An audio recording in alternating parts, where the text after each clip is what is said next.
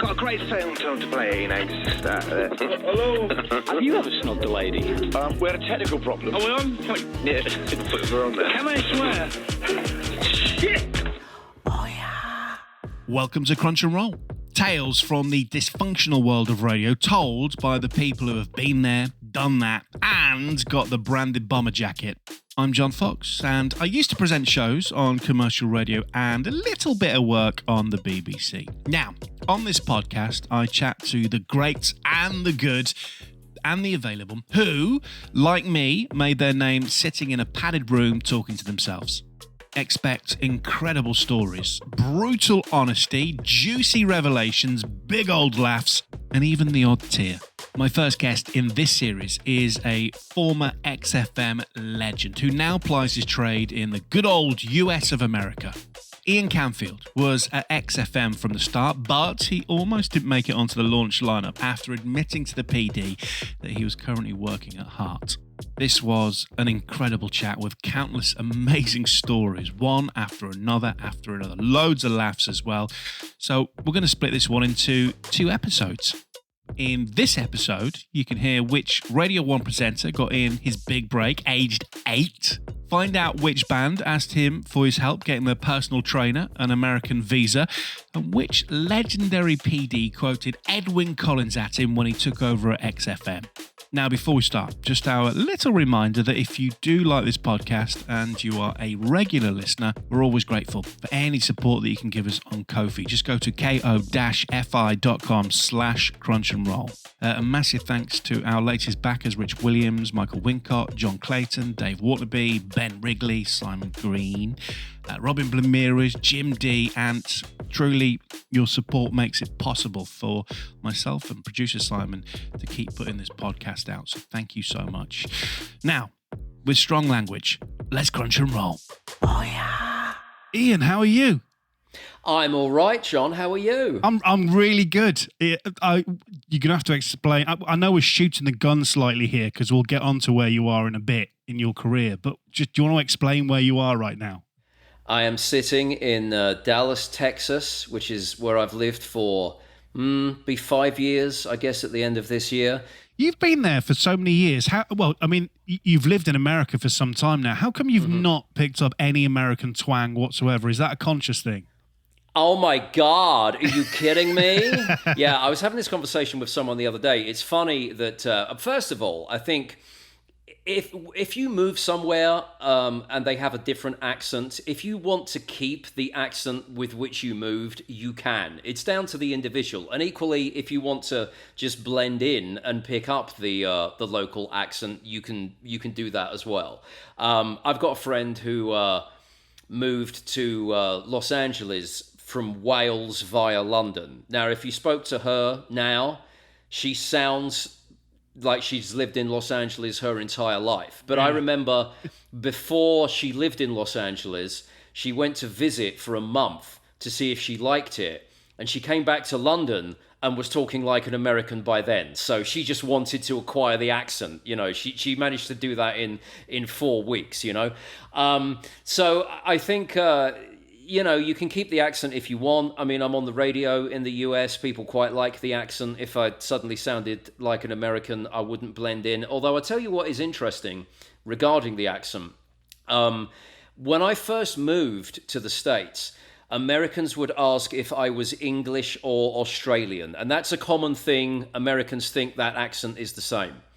These days, people just go straight to Australian. If I meet someone new, they'll say, which part of Australia are you from? Mm-hmm. So my accent has obviously changed in some ways. Maybe eventually it will become American. I don't know why it's going via Australian.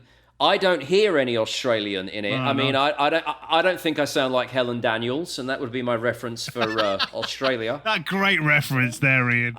I mean, the saddest of all TV deaths. That actor went back to Neighbours to die as the character of Helen Daniels, and then a month later, the actress was actually dead in real life. It's. Do you remember the bit where the granddaughter goes, I don't think she's sleeping. Because they literally put her in a scene to die on the sofa. Don't make me emotional. We're supposed to be talking about radio, not Australian soap operas. Anyway, yeah. So I don't think there's any Australian in my accent, but the Texans would beg to differ. Would they? Well, look, we'll get on to America, and I'm really interested by that part of your career because I don't think we've had people in Australia, we've had Canada, but we've had nobody who's moved to the States. So it'll be really interesting to find out about that part of your career. But let's go right back to the start then, Ian. Where are you from originally? I'm from Romford in Essex, so just outside of London. My radio interest goes back to when I was 8. There's really two people that we'll probably talk about quite a bit during this podcast that are the two key influences as far as my radio career goes. Both very different people and both for different aspects of radio.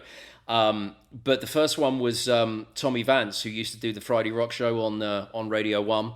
When I was about 6 or 7, my parents got me an Amstrad listening system. I don't even know, a hi-fi, I guess. It wasn't very hi-fi now I look back on it, but it was a massive box that used to take up an entire corner of the room, like record player at the top and then a radio and then the cassette decks, you know. I used to play some AC/DC cassettes that the boyfriend of my aunt at the time had left around our house one day. I got into AC/DC when I was about 6 or 7. And you know, England was always very bereft of rock on the radio. There's more now, but it still is to a large extent. And certainly back in the 80s, the only show that was playing rock music, really, was the Friday Rock Show on Radio 1 that Tommy Vance used to host. And my dad told me about this show, and I was very young. My parents wouldn't let me stay up late enough to listen to it because it was 10 till midnight on a Friday on Radio 1. So they used to record it on cassette for me, and I would listen to the show on a cassette every Saturday religiously. And so this got me into metal, basically, because I discovered AC/DC, and then, you know, late 80s, listening to the Friday Rock Show on Radio 1, it's suddenly Iron Maiden, Metallica, Slayer, all kinds of things that were around at that moment. And this was kind of like the dawning of my interest in music. And I sent a letter to Tommy Vance for a request feature that used to be on the show. And he used to call listeners back to go on air to talk about this request. And I wrote it actually on A-Team notepaper, because you could get that at this point in the 80s. Yes. Loved the A-Team. Yeah. And I was of an age where my parents were encouraging me to write, you know, because I'm like 7, 8 years old. So I remember having this, you could get a pad of A-Team notepaper. And I wrote a letter to Tommy Vance for a request on the Friday Rock Show. And I remember I put my phone number on the letter anyway, but I remember writing on the letter, "You won't be able to call me because I'll be in bed," and explained that I would listen on cassette. But he did call one Thursday afternoon when I was sitting having dinner with my family. And again, very, very formative years. This was at the time when I was being encouraged to answer the phone, when, you know, the landline would ring and you'd have it in the corner of the kitchen. And I was just old enough to understand picking up the phone and, you know, talking on the phone. So I remember the family sitting around. It's my sister and I and mum and dad, and we're having dinner, and the phone rings. And so I get up to answer it. And there's this booming voice down the end of the phone. And he says, "Is that Ian?" So I said, "Yeah." And he goes, "Hi, Ian, it's Tommy Vance from Radio 1. And so I was probably quite stunned at this. And I remember my dad looking up from the dinner table and saying, "Who is it?" And I said, "It's Tommy Vance," right? And so Tommy says to me, "I'm glad you like the show. Is your mum or dad there?" And basically, he called because they'd never found someone who was so young who liked metal music, right? I guess as an 8-year-old, I was an early starter. And so he said to my dad, he was writing a feature at the time for Metal Hammer magazine, and he said, "You know, if you're okay with it, we think it'd be great to, you know, have Ian in the magazine. Do you want to bring him down to Radio 1 one Friday, and he can kind of see how the show's put together?" So we went a few weeks later. Amazing. And I never made it to Metal Hammer magazine because they fired Tommy Vance. But that trip to Radio 1 when I was 8, and there are a number of pictures because my dad took his camera and he took me to the studio.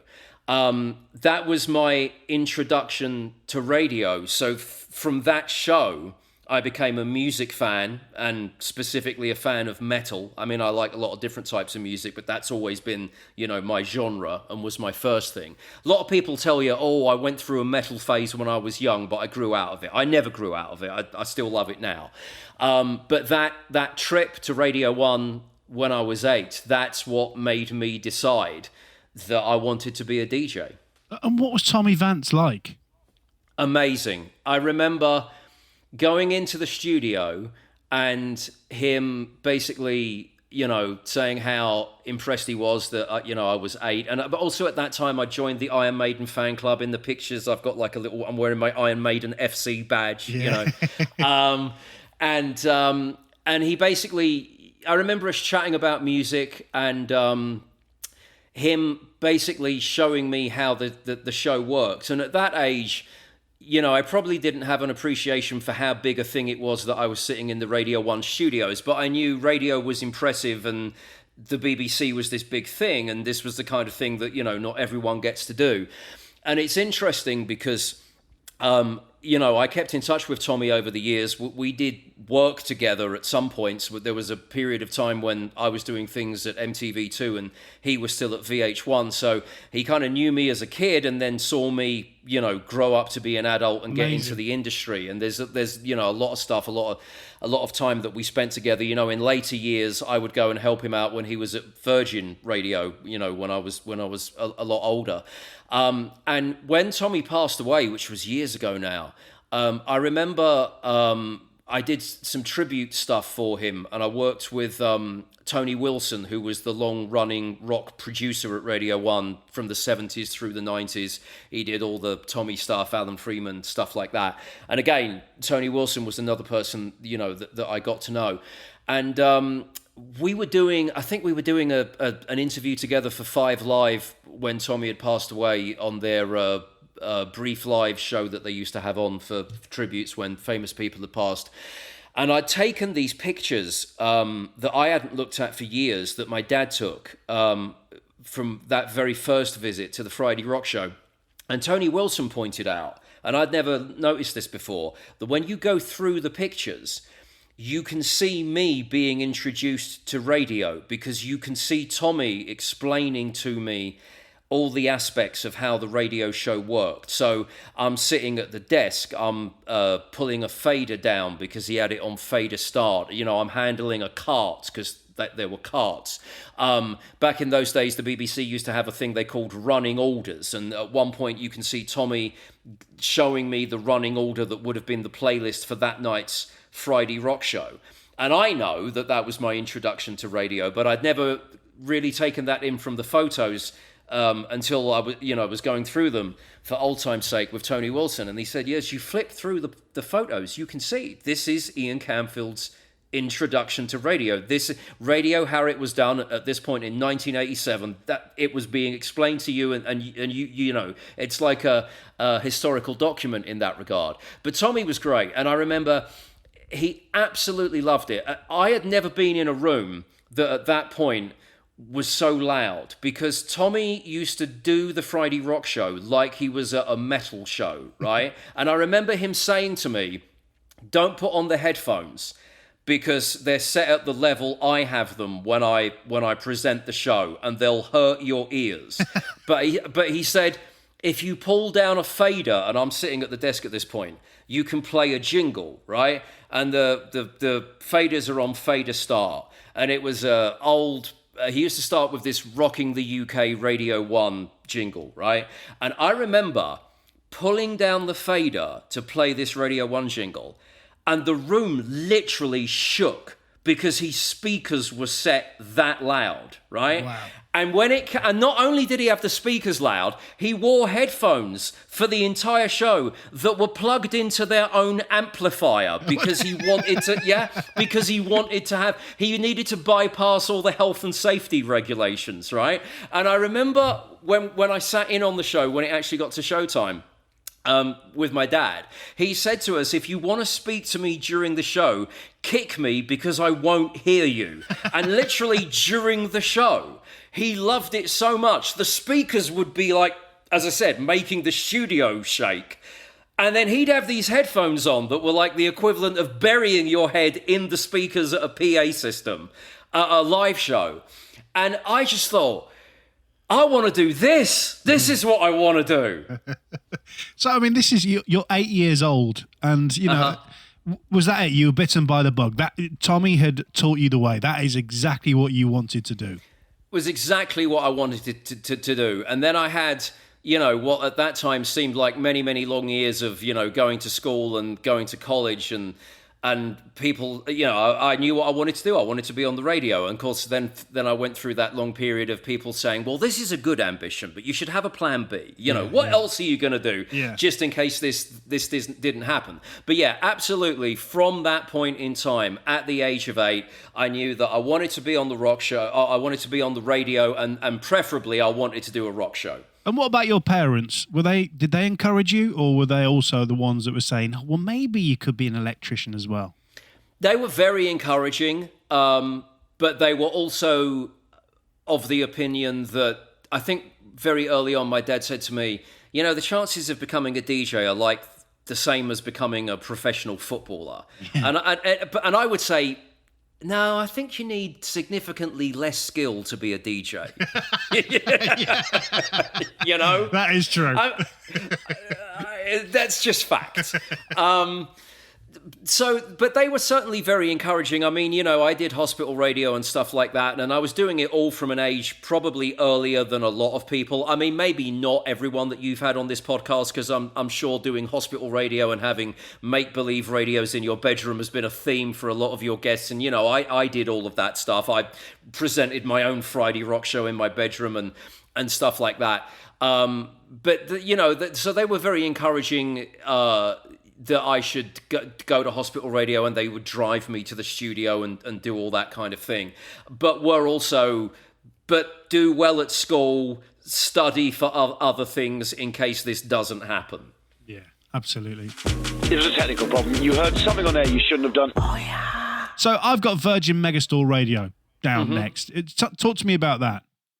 So I had finished school. I had done my GCSEs, done a few bits of pirate radio locally in Essex, and hospital radio.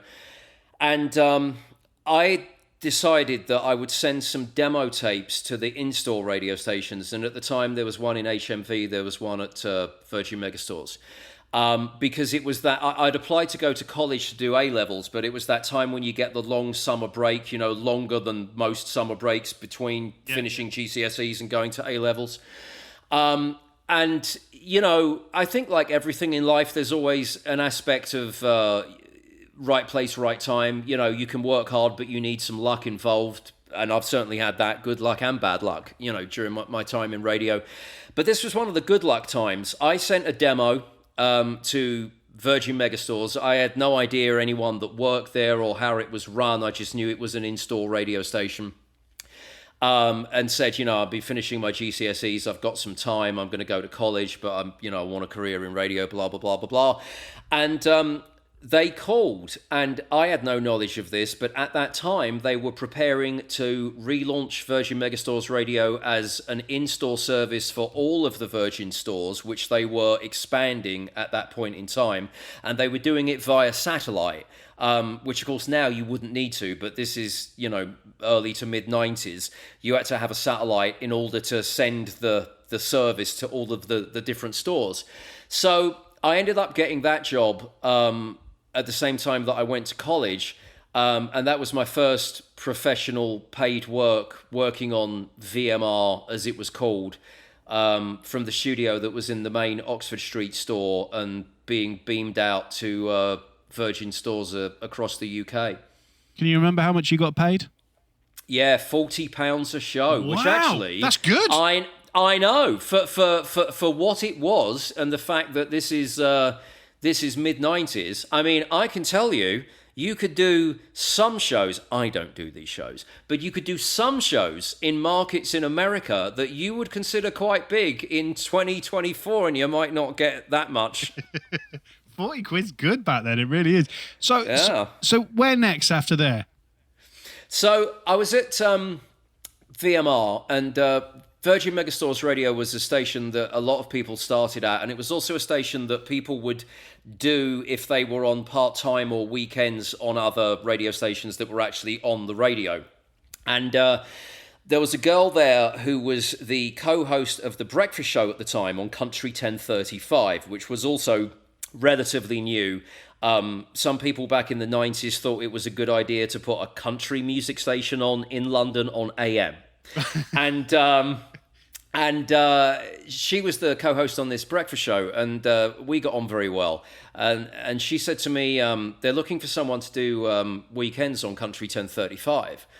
And I said to her, I can't do that. I'm a 16-year-old kid. I don't know anything about country music. You know, I'm trying to be the new Tommy Vance here. Like, I don't know, you know. Kenny Rogers. Yeah, exactly. And she said, no. You don't need to be into country music. And we're going through a sort of a period of change at the radio station that they were trying to kind of make it more of a gold-based music format that skewed towards country music. So she said, you know, if you give me a demo, I'll give it to, you know, the PD. And before I knew it, as well as doing 3 A-levels at college and probably 3 shows a week on Virgin Megastores Radio, I found myself on air between 1 and 6 a.m. Saturday night, Sunday morning, playing Kenny Rogers and Dolly Parton on AM in London. I can't even begin to imagine. You're known for the rock. You know, obviously you're 16 years old and the voice isn't as it is now. But I mean, did you enjoy that experience doing country? I enjoyed it in so much as it paid me money, and you know, I was actually on the radio. I mean, it was an overnight show at the weekend, but I was also a 16-year-old kid on a London-wide radio station. You know, most people have to go to various other places first and dream about getting to London. And even though Garth Brooks never factored into any of my dreams, it was still quite impressive to have that on the resume. Also, at that point, I wasn't the rock person. I was just a 16-year-old kid that was starting out in radio. My rock dreams were very much dreams, but that was something that I would go on to later.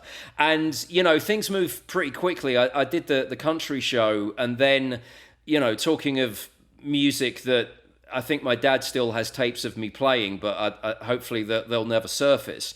There's a year and a half of me, you know, with Kenny and Dolly, Islands in the Streaming It Up. And then I get a gig doing overnights on Heart 106.2, where it was Celine Dion on the hour, every hour. I mean, to be quite honest, after you've had 7 minutes of It's All Coming Back to Me Now 3 times during every overnight shift, I would take Glenn Campbell over that any day. So talk to me about Heart, because, I mean, everybody knows the size of Heart London now. I mean, back then, how did you get poached to go across the Heart? Well, this is a funny story. I'd sent a demo to them, I guess soon after they'd launched, and got a polite, thanks for your demo, but we're not interested letter. You know, and then Megastores happened, Country 1035 happened. And then that was a call from completely out of the blue a year or so later from a lady called Bethan Davis, who was one of the people at Heart at that time, asking me to come in for a meeting. And I only found out years later that what actually happened was there is an American radio guy called Dennis Clark, who was many people listening to this podcast probably knows him because he did bits of consultancy in the UK. Now he's the head of talent for iHeart. So I met Dennis when I was at Heart because he was living full-time at that point in the UK, kind of being a full-time consultant for Heart 106.2. He was the guy they looked to come up with the ideas as to how they could chip into Capital's audience, because that was what they were doing back then. You know, the London market was much smaller back then. Heart was the first big competitor Capital had probably ever, you know. And what happened was, Dennis had moved to London for a year or so to launch Heart and to get it on track and make it do what it needed to do. And in the very early days of that, the company that owned Country 1035 had asked him if he wanted to be a consultant for them. And the people that ran Heart said, well, a station on AM playing Dolly Parton ain't no competition to us. So if you want to do that as a bit on the side, go do it. And then it turned out that Country 1035 could only afford Dennis Clark for one weekend. They didn't have the budget to pay him properly. So, and again, I'm finding all this out in hindsight, but basically what happened was Dennis came into Country 1035 for a weekend, told them it was a fucking mess and no one was going to listen to a proper country station on AM in London. So what they should do is basically become an oldie station to target Capital Gold and just lean towards country, right? But during that process of basically giving them that music strategy, he listened to tapes of all of the jocks. But because he was literally there for one weekend, none of the jocks ever met him. It was just a thing where he sat down with the PD of country and told them what to do. Meantime, he goes back to Heart, and they were looking for a new overnight presenter. And he said, there's this kid at Country 1035, and he needs work, but if you bring him in, I've heard his tapes of what he was doing over there, I think he's got potential. And so because of that, I got called in for this meeting, and when I was at Heart, I got to meet Dennis, and we became friends, and I was texting him yesterday.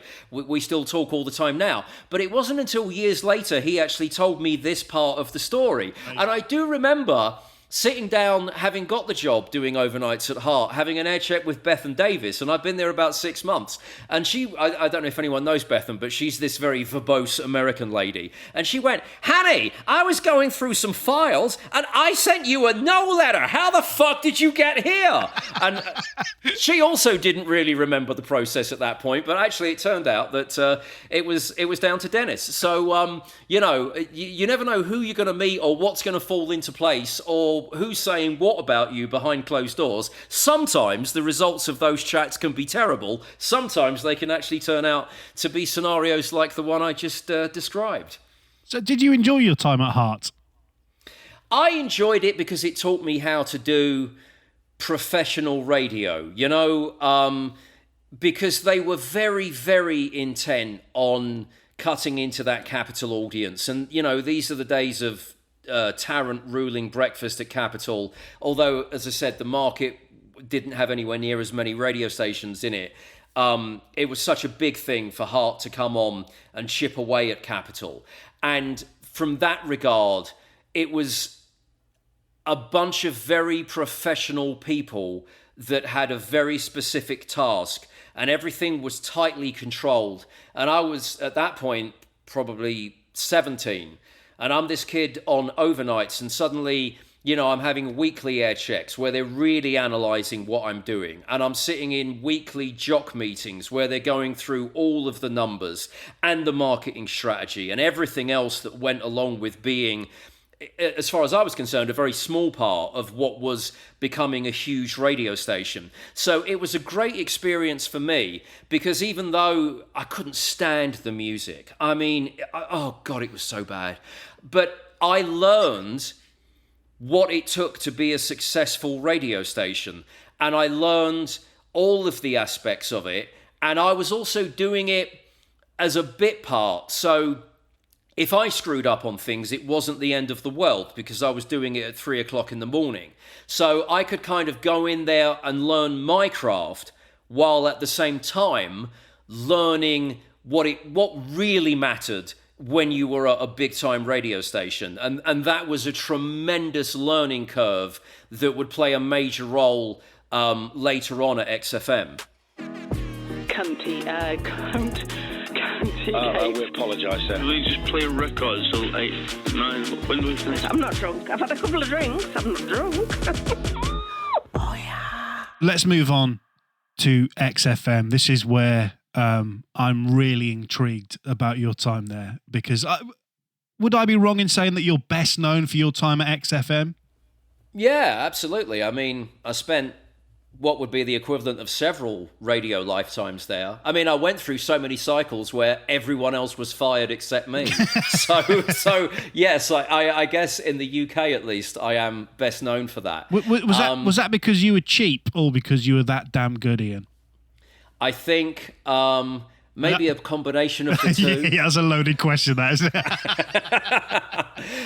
it? So XFM, you know, during the time when I was at Virgin Megastores and wanting to be on the radio, and you know, probably when I was actually on the radio at Country and stuff, XFM was doing RSLs.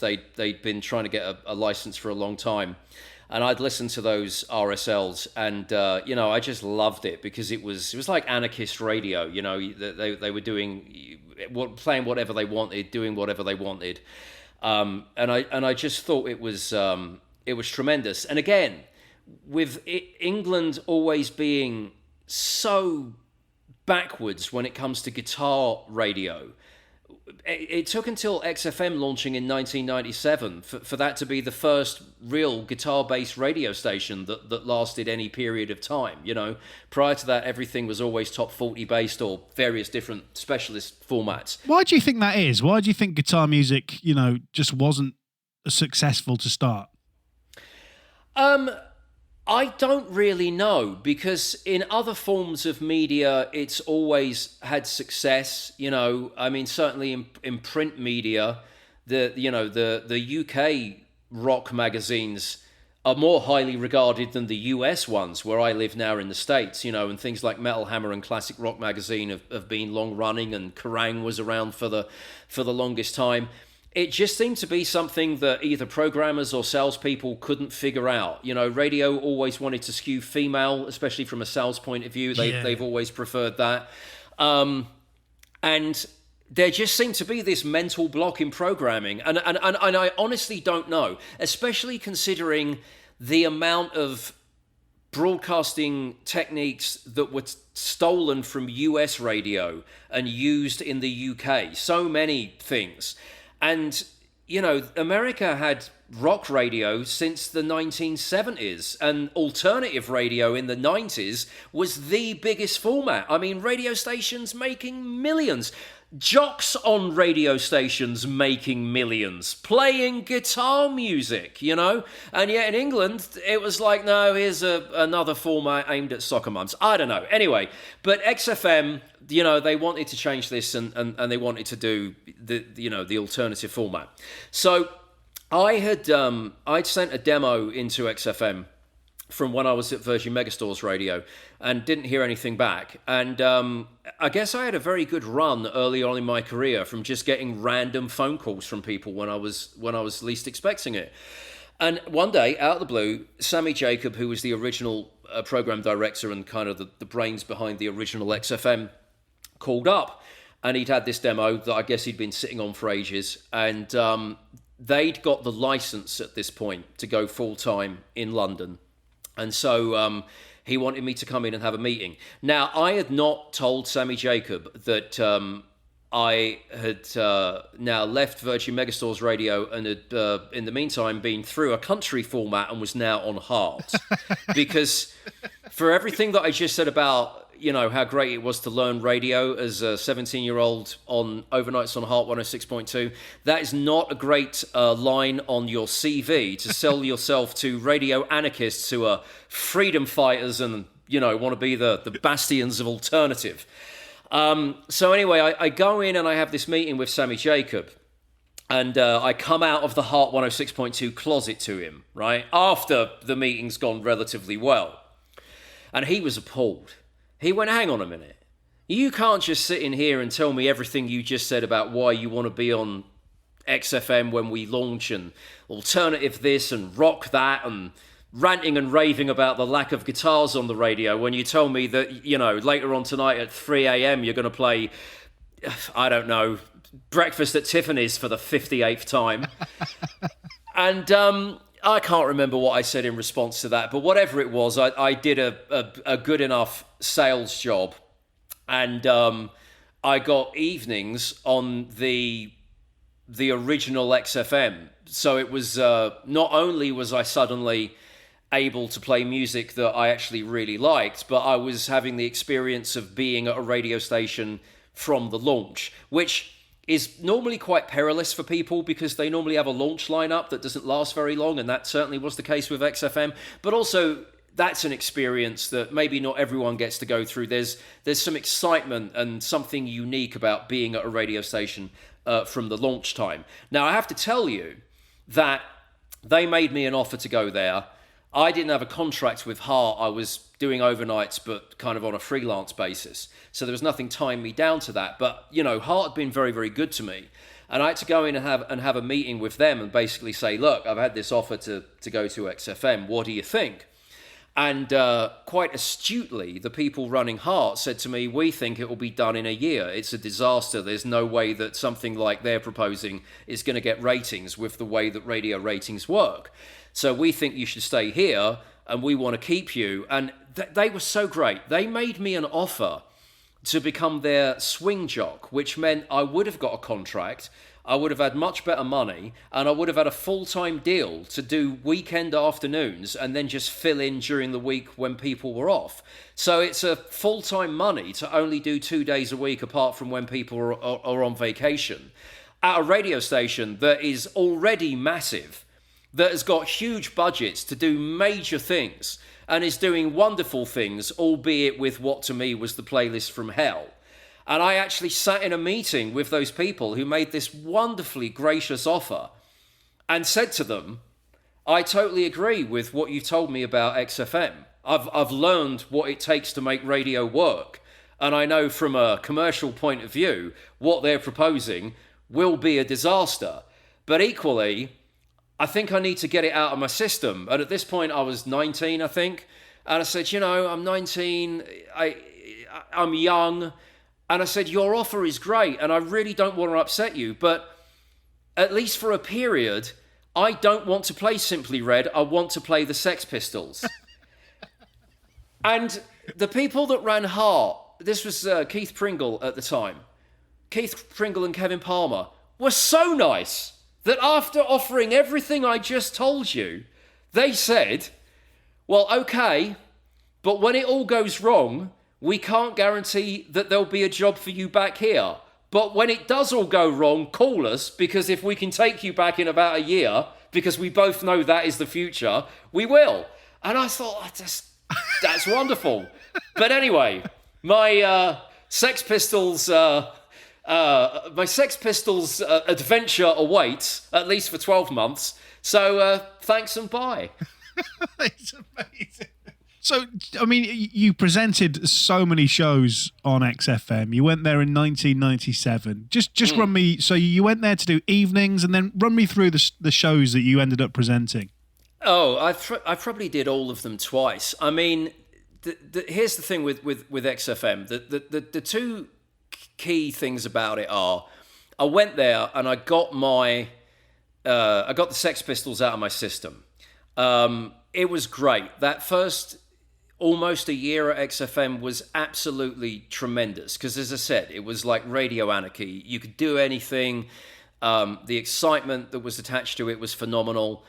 It got me my first rock show on the radio. You know, that was another thing. They didn't give me that from the get-go, but I ended up doing a metal show on Sunday nights that, you know, was all part of my grand plan.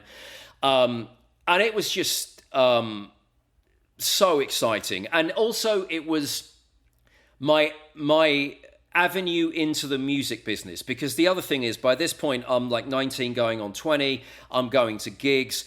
I want to be something in the rock and roll world, because I'd learned that, you know, if you got onto the radio, and especially, you know, in the rock world, if you could do something, you got free tickets to go to gigs, you could interview bands, you could hang out with bands. And this is late 90s going into the early 2000s. There's a tremendous amount of money still around in the music industry. I'm going in at the tail end of everybody being able to afford to have a little bit too much of a good time. And it was fucking great. I mean, it was just so great. I can't tell you, being that age and being in rock and meeting rock stars and going to rock star parties and going to rock stars' houses. I mean, just amazing. And again, because there was so little outlet for rock music on the radio, you only needed 2 hours on a Sunday night in London, and suddenly everyone in the rock industry wanted to be your friend, because despite the fact radio couldn't figure out how to program rock music properly, the rest of the music industry figured out how to make money from it. And at that point, there was still a load of money in record labels, and there's just, so much fun. But from the radio point of view, the prediction of the management of Heart was absolutely true. It's not a stretch to say that there wasn't one person in management at the original XFM who had the first idea of how to run a professional radio station. I mean, they had the best intentions. They were doing the best intentions for all of the right reasons, but doing everything wrong. I mean, literally everything, And there's a lot of, to a certain degree, there's some romanticism attached to that first period of XFM. I mean, I just told you it was so much fun, and it really was. But there was no way that it could last. And people talk about, if the independent owners had given it a bit longer, if Capitol hadn't come in, and Capitol at that point was seen as like the big bad wolf, because again, it's late 90s. XFM have come on with this visionary freedom fighter spirit. At that point in time, Capitol is the most corporate thing that you can possibly get in UK radio. And of course, they're the people that end up buying it.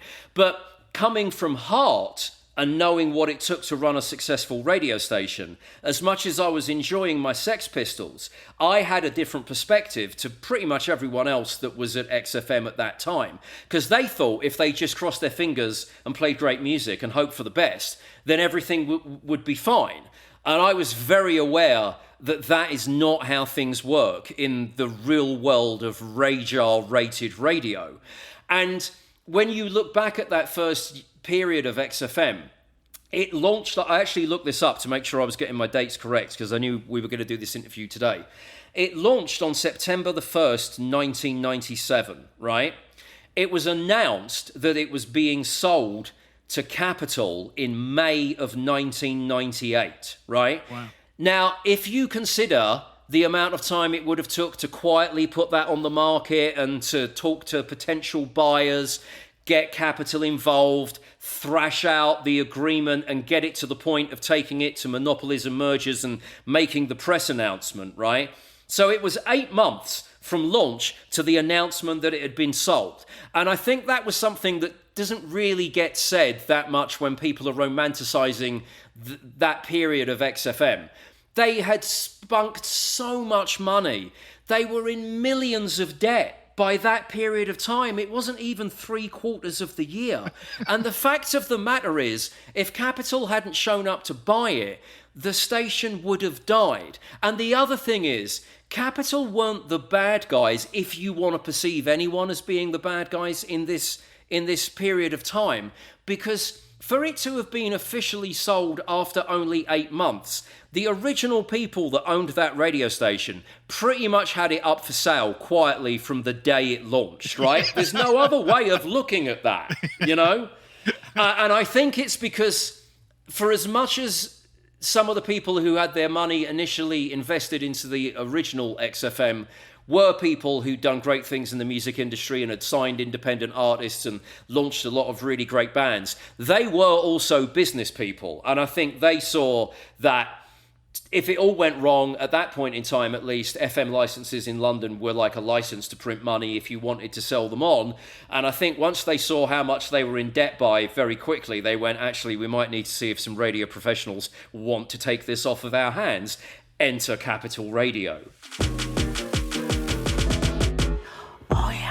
There's a few things that I'd like to talk about with you around XFM. I mean, it's fair to say that you became, a respected industry authority, with the music. I mean, is it true that you broke some big artists? I mean, I've got a list here of 3, and correct me if I'm wrong. Coldplay. Did you help break Coldplay? Coldplay delivered their demo to XFM when we were in Charlotte Street because they were a band, trying their luck in Camden, playing pubs like the Barfly. And it's funny with Coldplay because I've never actually spent that much time with Coldplay, and obviously now they're one of the biggest bands in the world, but every so often I do interviews with them for my US radio shows, and Chris Martin always remembers me, not because he's ever listened to me on the radio in America, but because he remembers that I was a voice on XFM, and of course at that period in time, Chris Martin's taking in everything because it was a big deal that me or Claire Sturgis or whoever was playing Coldplay's demo. And then with, rock stuff, I was the first person to play Slipknot and bands like that because, no one else was playing rock music on the radio. But it would be very easy to draw up a list of people and claim that, I played a role in breaking them. It's also, to some extent, I guess, overselling my part because, again, it comes back to the lack of exposure for guitar music at that point in time in the UK. I was one of the very few people that was playing guitars and heavy guitars on the radio. I think you're being slightly humble, and I'm going to stick with my narrative that you broke these bands because it's more showbiz. I mean, okay. Arctic Monkeys. Yeah, I mean, I remember going to the Arctic Monkeys at the Astoria before they were even a signed band. I mean, there was a buzz on them, and they'd managed to sell out the Astoria, but certainly XFM was the first band that was playing them. I think at that point I was doing the evening show for XFM, and they had they'd come in to do a live session, and they were all just really, really shy. It was like we'd taken them out of school, and they're probably a bit like me visiting Tommy Vance when I was 8, but they were like 18 and just in a band, or maybe not even 18. I can't remember. And again, now, of course, one of the biggest bands, on the planet. Muse. Yeah, Muse. Again, played them on the Rock Show when they were signed to an independent record label. I remember I actually saw them when they played at the Barfly. And here's a funny story with Muse about how things move on. When I lived in London, they used to go to the same gym as me, so we used to run into one another. So I was playing Muse when they were trying to get any radio play, and going to see them play, a room that holds maybe 200 people above a pub in Camden. And then the last time I saw Muse in person was before I'd moved to the States, and they were living between London and LA, and they'd become so successful in showbiz. They were asking me about getting visas in America because they wanted to move their personal trainer from our London gym to Los Angeles. That's amazing, Ian. And I remember saying to Matt Bellamy, well, yeah, I can give you some pointers, but there's a lot of personal trainers in Los Angeles. No, we like this guy. And yeah, so I don't know if they still do, but they were like, no, we like our personal trainer from the gym in London. So they needed him and his family to get visas so the whole family could move to LA. So Matt and Dom from Muse could be trained by the same person when they were living in their Hollywood Hills homes. That's an amazing story. I just want to talk about your time on breakfast because a majority of my career in commercial radio was doing breakfast shows. Of course, you hosted breakfast on XFM with Helen Chamberlain, of course, who went on to do Soccer AM. I mean, what was that relationship like between the two of you? It was great. I mean, she was so much fun. It was her and Mark Webster. Helen Chamberlain was doing Soccer AM at the time. Mark Webster was doing bits and pieces for American sports on Channel 5 as was, and since has done things for the BBC. Every so often he needs a correspondent in America, and he'll get me on 5 Live when he's doing overnight stuff with them, so I still do bits and pieces with Mark Webster. But that was a fun experience. I mean, it was... I was very young to be doing that breakfast show, and it was Mark Webster taught me a lot in terms of just being confident with coming up with material, because he's a sports guy. He does a lot of stuff for TalkSport as well. And I remember in the early days of us doing that breakfast show, me asking him if he knew the rules to NFL, because he would do all of the US sports coverage on a live overnight show on Channel 5 on the TV. And he said, I know enough to get by. And I said, what about the hockey and basketball? And he basically said to me, bits and pieces. And he was this amazing co-host who knew nothing about rock music. He was a soul boy. Like, that was what he really loved. Huge music fan, but really into soul. Didn't have a clue what we were playing on XFM. But if you listen to that breakfast show, you would think that he fitted in perfectly. And he was one of the people that I kind of made a very good impression, I guess, early on, in terms of you just need to be confident and make it sound like you know what you're doing. And, you know, if you've got a slight ability to entertain, you can probably get away with it, you know. And sometimes off air, if we had to do a specific thing about a band, if it was a giveaway or something, we'd be playing a song and he'd just say to me, tell me about Stereophonics. And I'd take like 30 seconds, like off the top of my head, and he'd be like, "Oh, that's all I need to know." And he'd, you know, just kind of like just roll with it. But I mean, those days of XFM were very different to the to the original launch days, because of course it had been taken into Capital and become a very different radio station. But the most impactful thing for me back then at that point in time was the fact that when Capital bought XFM, you know, that was when I first met Richard Park and started on and off what was kind of like a 20-year association working for him, because he was very much the second person that is the most influential radio person in my life after Tommy Vance for the business side and the programming side. There really isn't anyone. It's second to none to Richard Park in UK radio. It's really interesting. Everybody, you know, because Richard Parker's got this reputation of being the big bad wolf, but I don't think there's been one guest on Crunch and Roll that's had a bad word to say about him. So I'm not sure where that came from. Oh, you can find plenty of people who'll say terrible things about him. They maybe just don't want to say it on your podcast. Okay, fair enough. Yeah. But the big bad wolf, I think he's got a style. Put it this way. One of the most defining moments in my life was the first time I met him, which was when he came into XFM to have meetings with people when it was definitely moving to Capital ownership, because he wanted to basically figure out who was staying and who was going, you know? And I was terrified of him before I met him, because I'd come from Heart, and everyone at Heart, that was, you know, the big competition to Capital back in the day, used to tell these stories about what a tyrant he was, and Heart had almost modelled themselves on being the nice version of Capital, like off air, like, we won't be tyrants, we'll hug you, and things like that, you know? So I'd heard all of these stories to the point that the people at Heart had convinced me that, oh my God, there's no way you could work for this man. It just sounds like a totally unworkable situation. But that absolutely wasn't the case. But he's a man who knows what he wants, and he's a very, very strong leader, and he dominates. But if you're the right type of person and you've got the skill set, you can learn a tremendous amount from him. And it was funny when he first came in to have those meetings at XFM, having had Hart almost not get me the job at the original XFM because Sammy Jacob hated the idea that I'd been on Hart 106.2. Richard Park, of course, loved the fact that I'd been on Hart 106.2 because to him, it meant that I knew how to do successful ratings-driven radio, which was something that he wanted to, you know, XFM to become. And I remember that very first meeting with him, going in and thinking, well, I'm either going to talk myself into a job or I'm going to talk myself out of a job. And I think that was everyone's experience of meeting him on that day.